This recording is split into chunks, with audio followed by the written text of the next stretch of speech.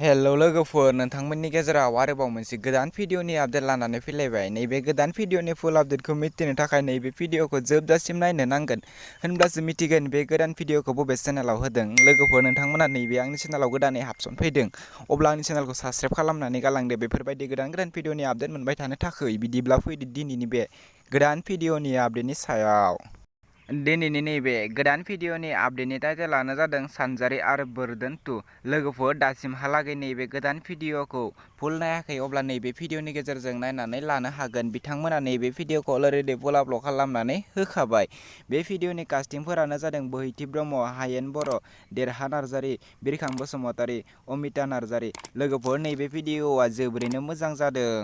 नैबे भिडिअनि story, script आरो डिरेक्शनानो जादों जिहुल बसुमतारि। दासिमहालागै नैबे गोदान भिडिअखौ नायाखै, अब्ला बिथांमोननि जेबि बड'उड इउटुब चेनेलाव थांनानै नैबे गोदान भिडिअखौ नायनानै लाहैदो।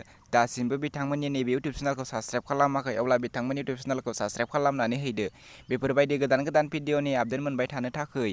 बिदिब्ला लोगोफोर दिनैनि नैबे गोदान भिडिअनि गुसुं आपडेटआ बेखिनियानोसैमोन।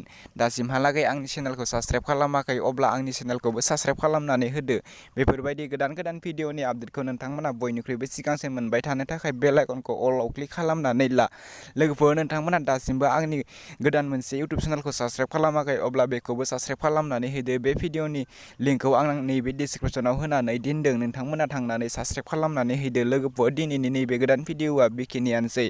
नेक्स्ट भिडिअनि आपडेटखौ नोंथांमोननि गेजेराव थाबैनो लानानै फैफिनगोन।